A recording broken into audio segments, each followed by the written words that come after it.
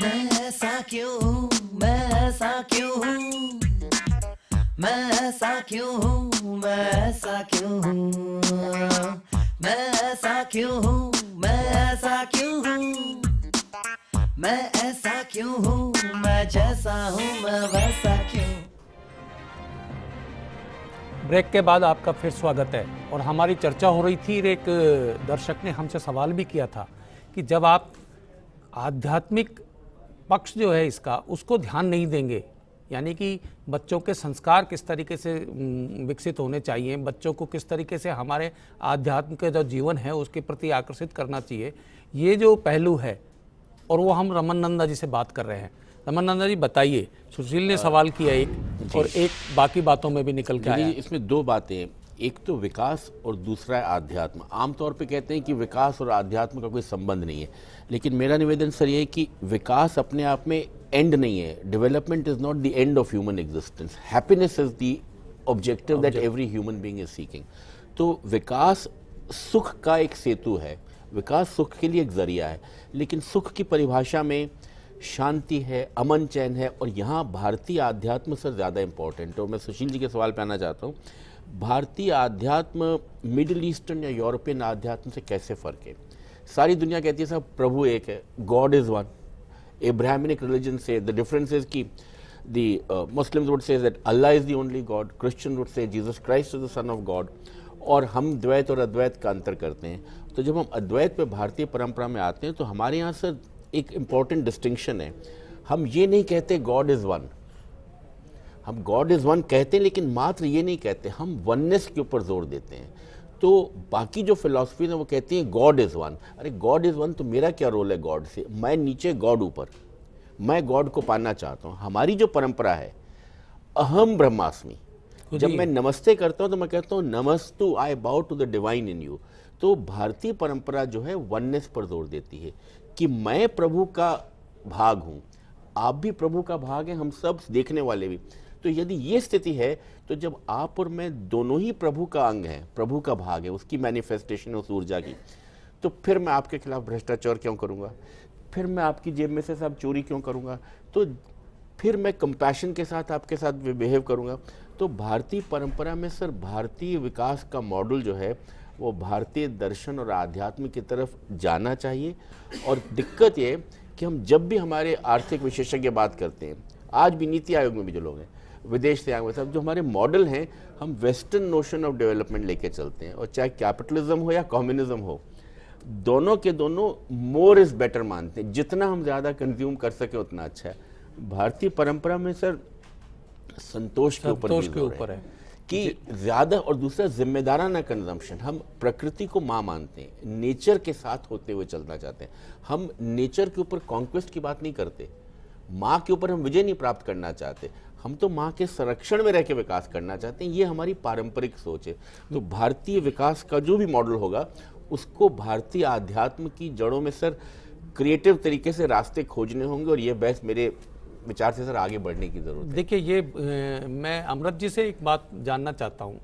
अमृत जी, ये इतनी सारी बातें हुई हैं, इसमें ऐसा कौन सा तत्व है, चाहे वो राजनीति का है या आध्यात्म के ऊपर अभी चर्चा हो रही है कि हमको आध्यात्म में ये सोचना चाहिए, विकास के जो महत्वपूर्ण ऑर्गेनाइजेशन है, जो सोच है हमारा, जो पॉलिसी है, बेसिकली वो पॉलिसी अलग ढंग से टिकी हुई है जिस पे काम होता रहता है।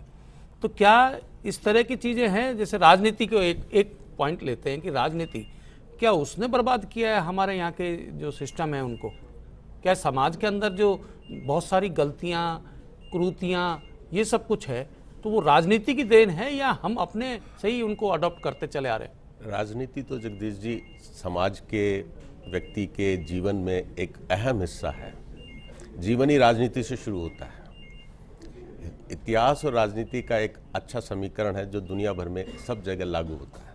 बचपन से आदमी उसी राजनीतिक जीवन को देखता है, एक राजनीतिज्ञ से ही बहुत सी बातें सीखता है। आज भी जो व्यक्ति है, युवा व्यक्ति है, वो एक राजनीतिज्ञ की तरह सबसे पहले देखता है, क्योंकि राजनीतिज्ञ लोग जो है वो समाज की समस्याओं को सुलझाने का एक सबसे सक्रिय माध्यम है। राजनीति जो व्यक्ति करता है उसके मातहत सारे विभाग हैं, वही उच्च पद पे जाता है, वही उच्च पद पे आसीन होता है, पढ़ा लिखा व्यक्ति भी उसके नीचे हो जाता है। तो राजनीति जो है वो चाहे उसमें सक्षम व्यक्ति आए चाहे असक्षम व्यक्ति आए, लेकिन समाज के लिए उसका जो समीकरण है, उसका जो सोच विचार है, जो उसकी सुझाव दिए जाते हैं, जो उससे वो अपना निर्णय लेते हैं, वो सारे समाज पर लागू होते हैं। इसलिए राजनीति एक ऐसा विषय है जहाँ पर कि सांस्कृतिक रूप से हम गलत रास्ते पर चल निकले हैं। एक व्यक्ति जो सबसे नीचे तबके का है, जो सबसे कम ज्ञान का है, वो राजनीति करने के ऊपर से ऊपर पहुंचने लग रहा है। पढ़ा लिखा व्यक्ति एक अच्छा जॉब करता है, एक अच्छी नौकरी करता है, फिर भी उसके मातहत रहता है। तो मेरा व्यक्तिशः मानना यह है कि जो राजनीतिज्ञ लोग हैं वो समस्याओं को सुलझाने के बजाय समस्याओं के और उलझाने में उसमें नियत हो गए, पैदा होता रहे, जिससे हमारा समाज में भ्रष्टाचार भी फैल गया है। भ्रष्टाचार के भी पैटलॉग्स वही लोग हैं जो राजनीति में सबसे ज्यादा है। ठीक बात है। सब मैं माधव सिंह जी से जानना चाहता हूँ, ये अभी सारी बात हो गई है कि किस तरीके से राजनेताओं ने ये किया। हमारे जयपुर को जो है अंतर्राष्ट्रीय शहर बनाने की बात हो रही है, तीन सरकारें निकल रही हैं। पहले वसुंधरा जी ने ये बात छेड़ी, फिर उसके बाद अशोक गहलोत जी, बल्कि राहुल गांधी जी यहाँ एक सभा में कह के गए कि जयपुर में क्षमताएं हैं अंतर्राष्ट्रीय शहर बनने की और बनना चाहिए, इसको हम बनाएंगे, ऐसा मतलब उन्होंने कहा। अब वसुंधरा जी उसी काम पे लग गई हैं और कल्पना के खिलौने तैयार हो रहे हैं कि कोई स्मार्ट शहर बनेगा, इसके लिए केंद्र सरकार भी जिम्मेदार है। तो ये क्या होता है? अंतर्राष्ट्रीय शहर का मतलब क्या होता है? केवल इंफ्रास्ट्रक्चर होता है या एक शहर की आत्मा होती है जिसमें कि वहाँ के नागरिक उसको शहर बनाते हैं? नहीं, बिल्कुल सही बात है कि जो शहर है, जो अंतर्राष्ट्रीय माना जाए शहर, तो अगर हम उसको समझने की कोशिश करें तो इसको बहुत ही सरल रूप में समझा जा सकता है कि कुछ अंतर्राष्ट्रीय मानदंड उनको मान लिया जाए, उनको स्टडी किया जाए।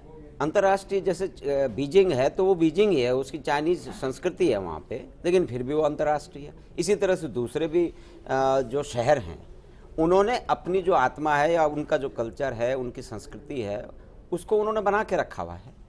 लेकिन अगर हम कंपेयर करना चाहते हैं कि हम बनाएंगे तो हम वो सीढ़ियाँ चढ़ेंगे तो पहुँचेंगे कहाँ?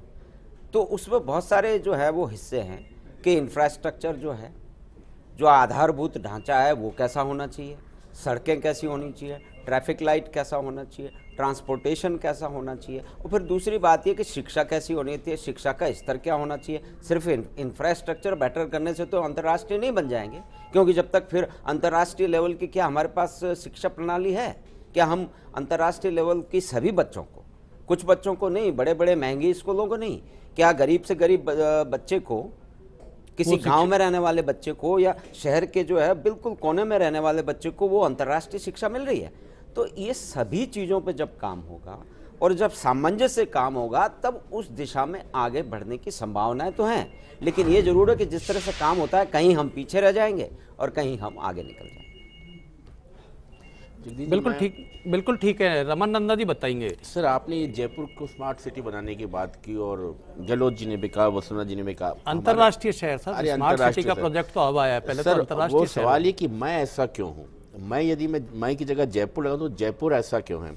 जिस समय जयपुर का निर्माण हुआ है उस समय जो सड़कों का साइज है, आप आज चले जाओ, लंदन में चले जाओ, न्यूयॉर्क में चले जाओ, क्या न्यूयॉर्क में जयपुर के जौहरी बाजार जितनी चौड़ी मेन सड़कें हैं जो ओल्ड न्यूयॉर्क है या ओल्ड लंदन है, क्या ओल्ड लंदन में इतनी चौड़ी सड़कें हैं? नहीं है।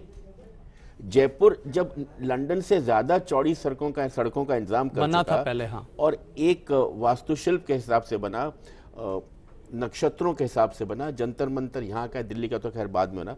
तो जब मैं पहले ही अच्छा हूं तो आप मुझे बार बार ये हीन भावना क्यों देते हैं कि मैं वैसा बन जाऊं, तैसा बन जाऊं, उस जैसा बन जाऊं? पहले तो ये स्वीकार करो कि मैं जैसा हूं बहुत अच्छा हूं और बेहतर बनने की बात है।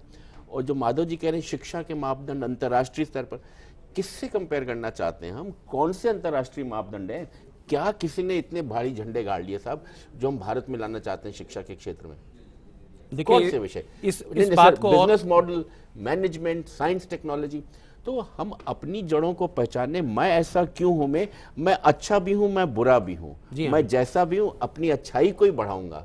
तो वेस्ट को लेकर बार बार ये कि साहब वेस्ट का मॉडल माधव जी ये है वो है, वो अपने आप में बहुत अपूर्ण व्याख्या होगी।